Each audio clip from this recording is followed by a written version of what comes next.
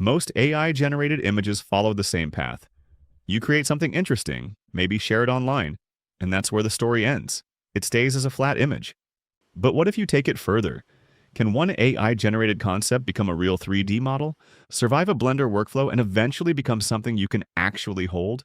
Today I'm testing that entire process using Neural4D Studio. To make it challenging, I'm using a complex design with overlapping shapes, detailed textures, and fine features the AI has to reconstruct from a single image. The first step is creating the image itself inside Neural4D Studio using the concept 2D creative space. I didn't want an easy object. A simple figurine wouldn't prove much. Instead, I created a design with layered mechanical panels, thin geometry, asymmetric details, and multiple surface textures. The more challenging the concept, the better it would test the image to 3D workflow. After several iterations, I settled on this version. Some details are visible while others overlap or disappear behind the main body. That's exactly what makes it an interesting reconstruction challenge. Now it's time to move that concept into Neural4D's image to 3D workflow. The platform uses its upgraded Direct 3D-S2 architecture to build geometry directly in 3D space. Since the original image only shows part of the object, the AI has to reconstruct everything that isn't visible, including the back, underside, and hidden connections. Geometry is only half the challenge.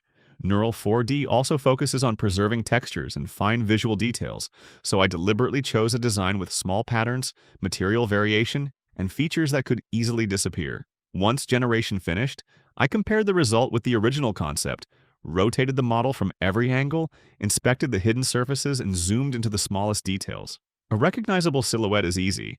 The real test is whether those details survive once the image becomes a complete 3D model.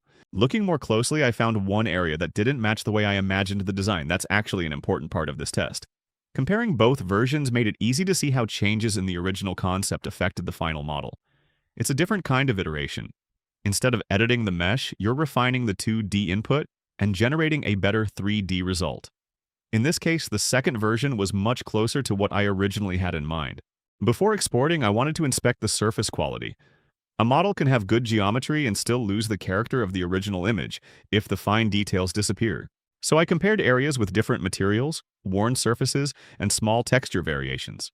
This is where Neural4D's focus on texture preservation becomes important. Painted panels should still feel different from exposed metal, and small details should remain visible instead of blending into one generic surface. Under changing light and close inspection, I could clearly see how much of the original image carried over into the final model. A good-looking model inside one platform isn't enough. It also needs to work outside it. So I exported the model, selected the format I needed, and opened it in Blender. This is where it stops being an AI demo and starts becoming a real 3D asset.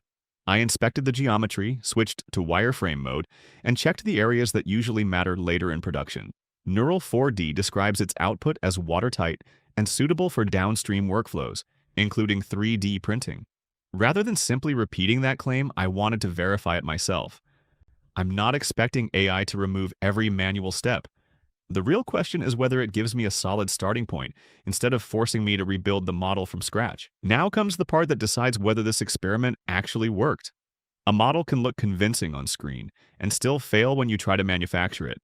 Thin sections, disconnected geometry, or hidden errors usually show up here.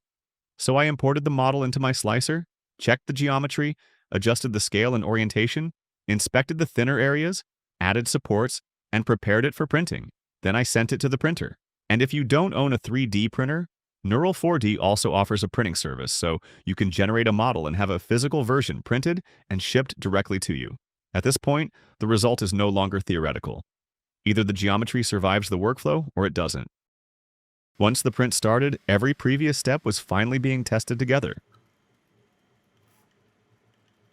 After it finished, I removed the supports, cleaned the print, and then spent some time painting it to bring the original concept to life. And honestly, look at the final result. It's hard to believe this started as a single AI-generated image. We began with one picture on a screen, and now it's a finished object I can actually hold in my hand. If Nike ever sees this, they might just send me an email. For me, that's the most interesting part of Neural4D Studio. It's not about magically finishing every 3D project. It's about shortening the distance between an idea and a real asset you can continue working with. If you're building AI workflows or want to integrate Neural4D into your own website or application, Neural4D also provides API access. If you'd like to try Neural4D Studio yourself, I'll leave my link and invite code in the description below. And let me know what I should turn into a real object next.